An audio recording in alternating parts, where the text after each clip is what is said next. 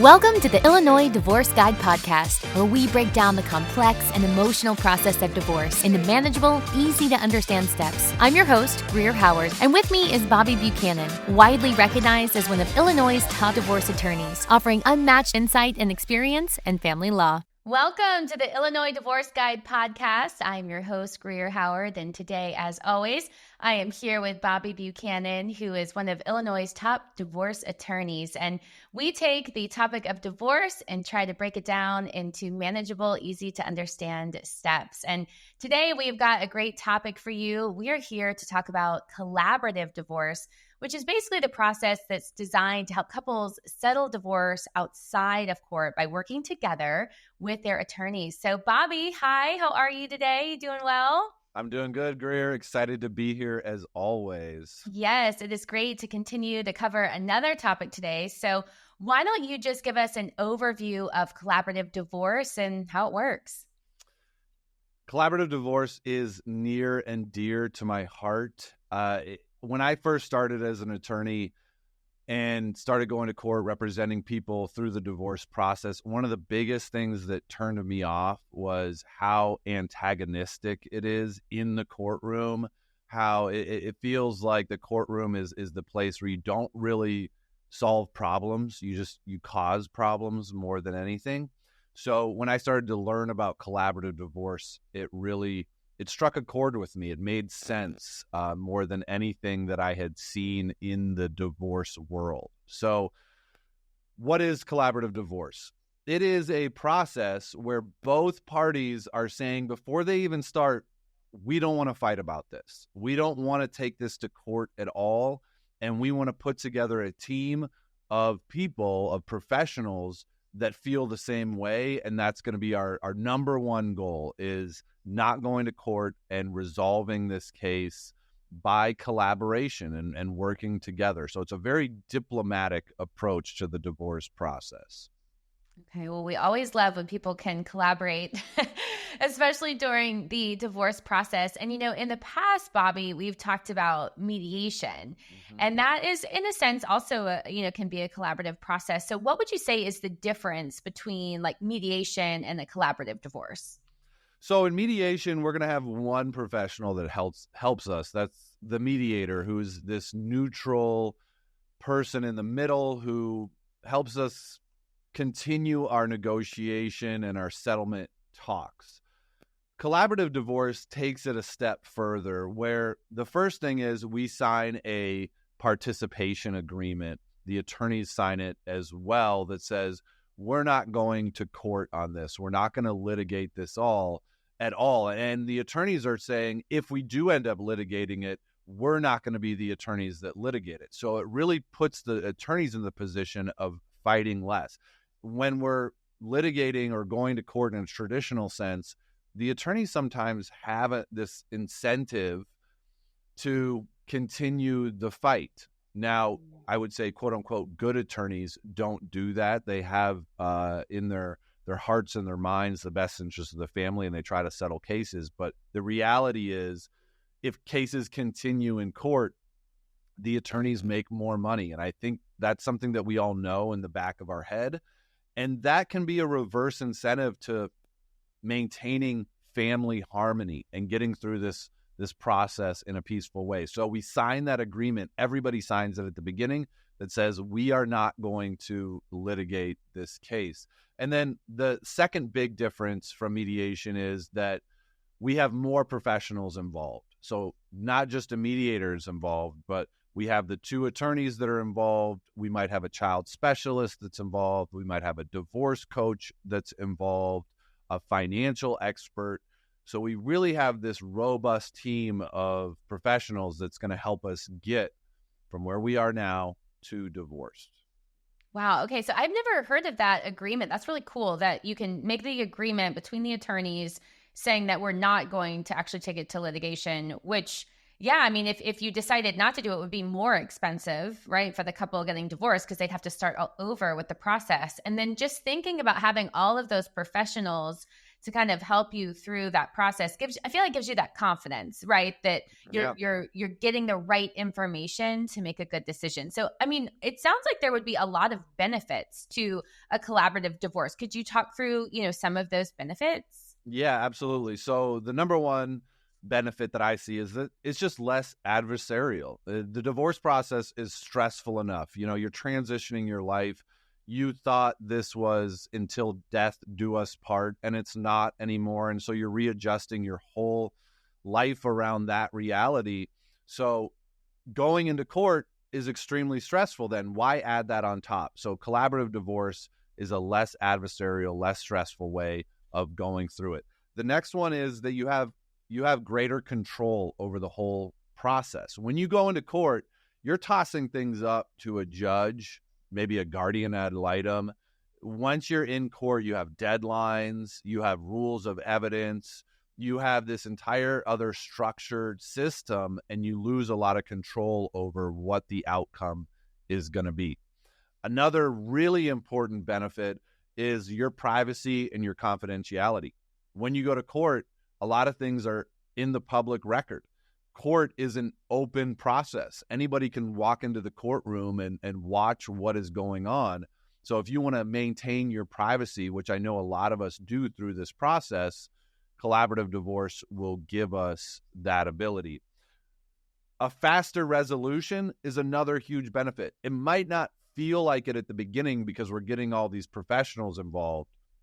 But one thing I talk about a lot is that in order to speed up the divorce process, we actually have to slow it down. So if we keep things slow and controlled in the beginning, we're going to see a faster resolution at the end. If we get caught up in litigation, those cases oftentimes last 7, 8, 10, even 15 months. I've seen litigated cases last up to 3 or 4 years. Mm-hmm. It is possible. It does happen. And then the two last ones are lower cost and reduced emotional toll. Lower cost is kind of counterintuitive. You're like, how is this going to be a lower cost when I have all these professionals involved? Well, the truth is litigation is extremely expensive. So you are investing more up front, but by getting that collaborative team in place, you're going to avoid the very costly litigation process. And then the reduced emotional toll really speaks for itself. If we think about, the difference between working together with someone versus a situation where we have basically an enemy on the other side who's trying to take us down in court, I think we can all realize which one is probably a little less stressful, a little less emotionally taxing. Yeah, I mean, when you list out all of those benefits, it really is just one after another. If you can, be able to collaborate and make these decisions with some trained professionals, you're really gonna, it's really, there's so many benefits.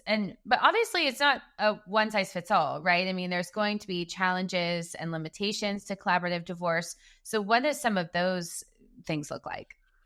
Yeah, as you could probably imagine from how I'm describing this, trust and transparency are essential for this process. So we need kind of those foundational elements in order for this to work, which can be challenging at the beginning of a divorce process. If we're thinking about it, the breakdown of a marriage is breakdown of trust, is the breakdown of communication. So the question is going to be, do we have enough trust? Do we have enough communication that the collaborative divorce process is going to work? And it's probably a little bit easier, or we don't need as much communication or trust at the very beginning as you think. For most people, collaborative divorce will work. There just needs to be a willingness to do it. And we can help build the trust and build the communication through the process. Well, as you mentioned earlier, you're signing that agreement with the other attorney that you will not go into litigation, right? So you obviously want to make sure before you're entering into this that you think the couple is a good fit to actually come to a resolution and make it work. So do you have any examples of, maybe a sign that a collaborative divorce would not be right for your client? I mean, you've mentioned the trust, but if you were dealing with someone, what would be an example of like, ooh, that maybe we shouldn't do this? Yeah, if somebody comes into the process and they're immediately talking about how they want to make their spouse pay for it, they want to get revenge through the court process, or they don't think that their spouse deserves parenting time because of infidelity. And it's very much focused on the other side and making them pay for something. That is one of the key signs that we see that tells us, I don't think we're ready for the collaborative divorce process. We might never be ready. They have to be focused on the kids. I mean, if there are kids involved, if there's not kids involved, it's other things. But generally speaking, if there are kids, they got to be focused on how can we get the kids through this process as best possible so that they continue doing well socially in school and their life is as least disrupted as possible. Yeah, and let's dig into that a little bit more. So I would love on the other side to talk about maybe some examples where the collaborative divorce does work. And maybe we can start with kids. That might be a great place to start. What would be an example of how a collaborative divorce with children was successful? Yeah, so let's take a typical case. And again, there's not any one size fits all sort of divorces. We're all different. We're all humans. Relationships are messy. Every situation is different. But just from a very high level, if we have a case where there's, say, a 5 and an 8-year-old and two parents are knowing that their marriage is ending, they're struggling, they're starting to struggle to communicate about how to co-parent. They've never really done deliberate co-parenting before, and they can't quite lock it in, and they keep fighting over little logistical things. What we can do in that sort of situation is bring in a child specialist, someone who is an expert in getting people to communicate about their kids and figure out, okay, where maybe I compromise, let me compromise here and let's build some goodwill with the other side and teaching both sides that they have to compromise and come to some middle ground and really stay focused on the best interest of the child. And they'll work with that child specialist over time as we develop our final co-parenting agreement. And through the process, they will actually learn to become better co-parents so that, we're not just going into court, a judge is telling them what's going to happen, and then they're kind of flailing, trying to figure it out. Yeah. And you mentioned the co-parenting specialists, and you've mentioned some of the specialists before, but I'm assuming that those specialists are only going to be brought in on a case-by-case basis, right? I mean, you're only going to be bringing in the specialists as needed. Yeah, absolutely. So, we again, it's not like we're just going to throw a bunch of professionals at you and it's not going to apply to your case and it's going to cost a lot more money than you had originally anticipated. We're going to figure out exactly at the beginning of the process what you need and what the professionals are that are going to be involved. Like, we're not going to have a financial expert involved unless there's some serious financial issues to resolve. Right. So let's talk about financial issues. I mean, what about, a real example of a couple that was able to save money or time through a collaborative divorce? Yeah. So let's take a couple that is married for 15, 20, 25 years. Over the course of that time, they are going to have accumulated a fair amount of assets and maybe some debt too, depending on their situation. They may have retirement accounts, investment accounts, real estate. Maybe they have a second home. And because of the nature of the contributions during their marriage, one side maybe stayed at home and was the stay-at-home parent. The other one dedicated a lot of their life to their career. It's complicated, and they don't know right off the bat how it should be divided. And they have to structure it in a way so that the spouse that doesn't have this mature career and this earning ability is as taken care of as the spouse that does. and they need to structure it so both sides feel like it's a fair agreement or as fair as possible. Doing that just through attorneys can be difficult and can be exhausting and feel like it's not quite coming together. So what we do in a case like that is we do get a financial expert involved, someone who can really break down the financial picture, put it back together in simpler terms, can explain it to the attorneys in ways that the attorneys can then explain it to their clients, or maybe we're all meeting together and discussing the financial picture, the challenges, possible solutions, and working collaboratively to figure it out. Yeah. And then what about, certain couples that, you've mentioned over time when they've been married, there's, they've gotten, accumulated certain assets. But what if you're in like a very high net worth situation where there's, a lot of money at stake, and, how do you sort of guide, or are there examples of in the past kind of guiding a couple through that when, the money is significant? Yeah, we've had cases where our clients have 7-8 figures of assets. There are businesses involved. There are complex tax structures that have been put in place. There are estate plans that exist, trusts that exist. For a situation like this, if it is litigated, it's not uncommon for it to be a hefty 5 figures, if not 6 figures of attorney fee and expert costs. One of the most expensive places of litigating a high asset divorce is the discovery process, where we're just exchanging documents, and it feels like this months and months process where each side has to just turn over boxes and boxes of documents. The other sides are checking them and then sending back supplemental requests. And it just goes on and on forever, and it doesn't feel like we're getting it anywhere. So instead of doing that in the collaborative process, we get those experts involved, like a business evaluator, like a tax expert.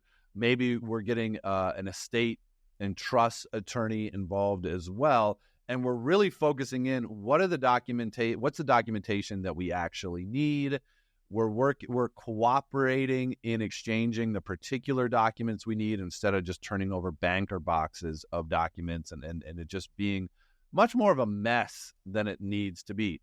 So getting all of those experts involved, we can piece by piece break down this very complicated high asset estate and figure out solutions, and then talk through solutions and put together deals for not pennies on the dollar, but much more inexpensively than would happen in the litigation world. Yeah. Well, I mean, it's good to know that it seems like no matter the type of divorce, as long as you can come together to collaborate, that you can find the answer, whether it's sort of a simple cut and dry divorce, or if it's complicated, like you're saying, with, a lot of different assets and things to consider. So there's so many benefits, obviously, we've talked about, and a lot of real life examples that you've been able to share. And so if you get to that point of, okay, we're going to try to do this collaborative divorce, what are those steps? Let's break it down to what are the steps to actually get through this divorce?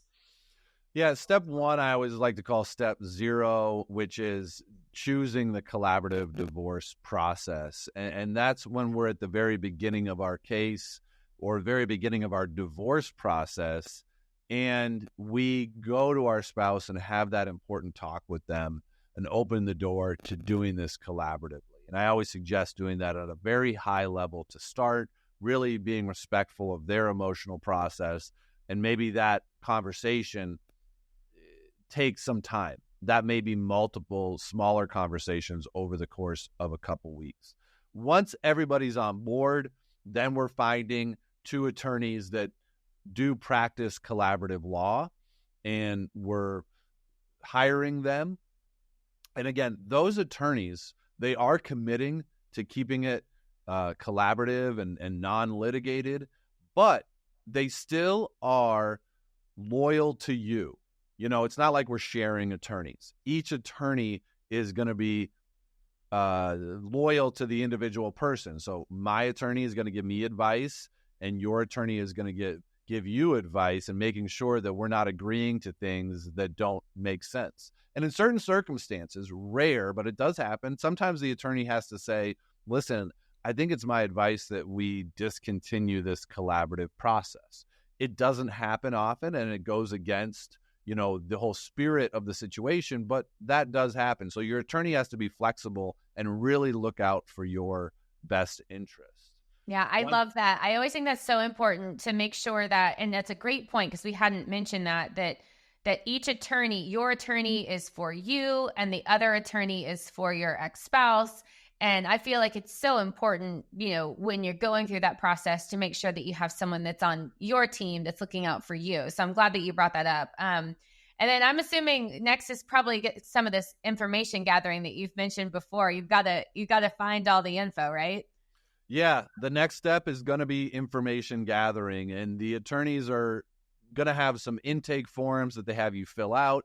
There may be an exchange of financial affidavit. So basically, we're giving each side a snapshot of our financial picture.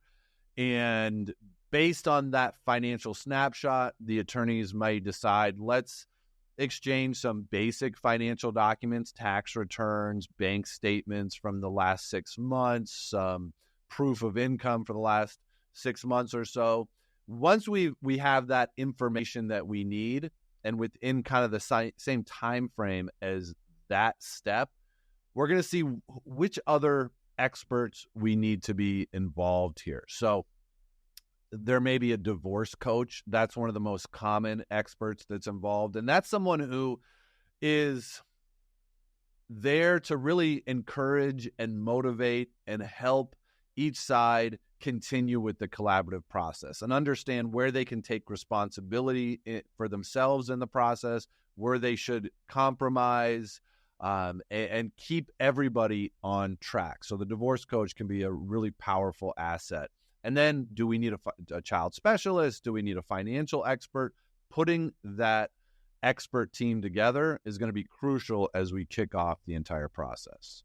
And just to be clear, when you're talking about the divorce coach or a financial expert, that's going to be one person that's going to come in and sort of navigate with both sides, correct? Yeah, and they can be great because they're objective. They're not for you. They're not for your spouse. They might give both of you a little kick in the butt in order to, hey, let's refocus here. We're here to do this collaboratively. Stay on track, guys. If we fall off track, we're going to end up in court. Nobody wants that. So a divorce coach is really there to keep things focused in the grand scheme of things. So they're probably a really big part of the negotiation process then, right? Yeah, they definitely can be. And they can be someone that each side talks to independently to figure out kind of, hey, let me get a different perspective here to understand, am I being reasonable or unreasonable? And again, very powerful relationship. That and your attorney can really be the guiding lights to keep things focused. All right. So after we've done all of those things, is it time to write that settlement? Are we getting it down on paper? Yeah, we're going to have a number of negotiation and problem-solving sessions where we're all coming together as a group. Some sessions are just going to be the professionals that are involved. Maybe they're strategizing, figuring out how can we help these two people move this along? What do we need to do to support each other as professionals in order to push this forward?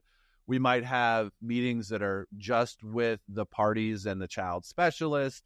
All sorts of different combinations. This is a flexible, sophisticated process where everyone's figuring it out together with the main goal of getting that settlement agreement done. So yes, once we have the negotiations done, once we've nailed down all of our agreements, one of the attorneys will draft a settlement agreement. Everyone will give it a final review, make sure there's no details that we've missed. We sign off on it.